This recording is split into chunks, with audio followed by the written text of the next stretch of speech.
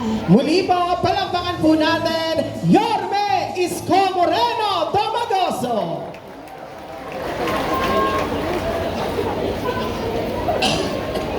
Good morning! Ay, pasensya na kayo, te. Ang aga nyo naman dumating, sabi ko, alas 9. Medyo ilang araw na ako tinatrangkaso, kaya pasensya nyo na, medyo masama ang ubo ko. Sir, But excuse lang. mahirap umabsent sa gobyerno. Daming umaasa. Sa bawat araw na halimbawang hindi ka papasok, maraming nangangailangan na matitenggang, maalanganin.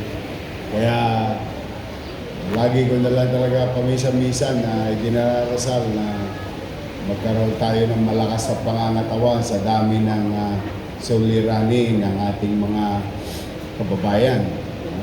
Kaya itong nakikita nyo itong programang ito, we've been doing this simula nung ako'y bumalik, muli. Dala ng napansin ko, maraming sumusulat sa akin.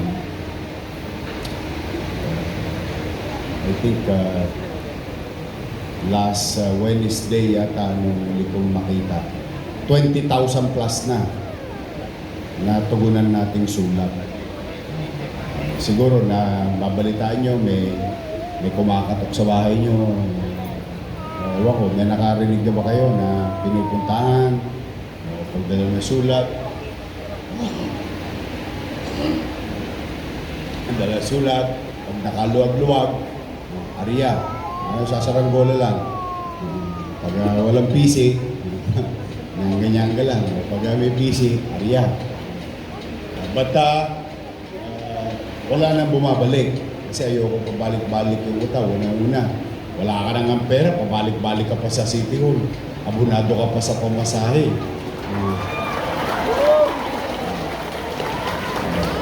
But with that, ang ginawa natin, kinalawak pa natin. Ngayon, binaligtad naman namin. Huwag pa rin kayo mahihiyang sumulat. Basta pagka nakaluwag, ariya. Pag wala, talo inig. Kasi lahat naman yun. But this morning, ito'y bunga ng napapansin ko na dumarami talaga ang nagkakaproblema economically at saka yung kalusugan. Kaya mag-ingat kayo, uso-uso sipon, ubo, trangkaso. Yung bulsa ko na lang mga hindi pa tinatamaan. Lahat yan, masakit sa katawan ha. Masakit sa katawan ng trangkaso.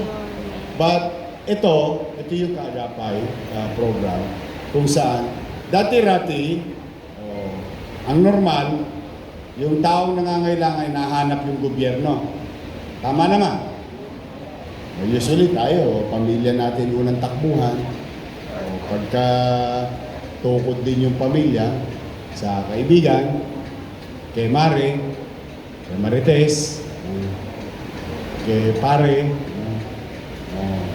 Pagka wala, tatakbo tayo sa pamahalaan. Pero ito baligtad. Kayo mismo ang hinanap ng gobyerno.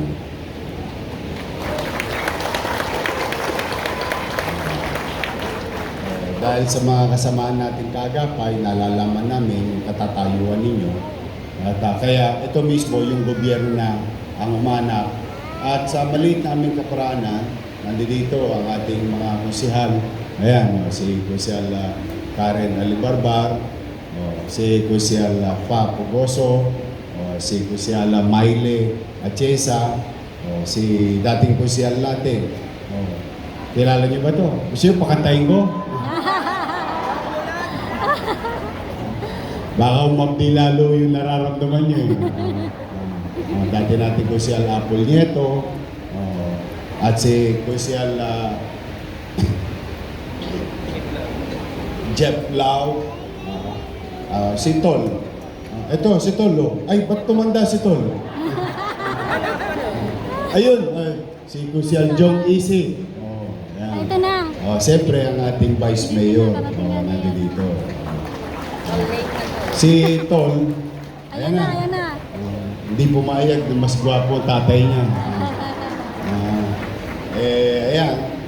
Kami. Ito, mabilis lang to. Mabilis to. Huwag ko kayo matakot sa dami nyo. Dahil I think kabisado nyo naman kami. No? Pagka kami, laging maayos. Kaya sigurado ako, kung may mga baong kayo dyan, huwag nyo nang kainin. Kasi hindi kayo aabot ng tanghalian dito. Matatapos agad tayo. Salamat sa inyo. Nabigyan ako muli ng pagkakataon makapaglingkod. Kaya nga, hanggat kaya ng katawan ko, sige lang. Shoutout nga sa mga paborito ko, mga senior citizen, nasa kami. Pasensya na kayo mga bata, tatanda din kayo.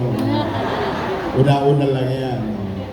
Mahal na mahal ko yan mga nanay ninyo, mga lolo't lola natin. Alagang parlor yan sa Maynila. So muli, ito ang inyong lingkod. Ito'y ginagawa lingguhan or every other week. Kahit Sabado, para maluwag ang oras para sa lahat, sa maliit naming kaparanan, kung kaya naming tugunan lahat, then so be it. Kung hindi man, at least, maibsan namin yung katatayuan ninyo, yung suliranin ninyong tinatara. Kaya po sa inyong lahat, maraming salamat sa pagkakataon na ibinibigay ninyo sa akin. Kayo mag-alala naman, kayo mag-alala, huwag kayong masyado mag-i-entertain ng kwento. Dito na lang ako sa Maynila, masaya na ako rito. Ha? Hindi na tayo aalis dito. Ha?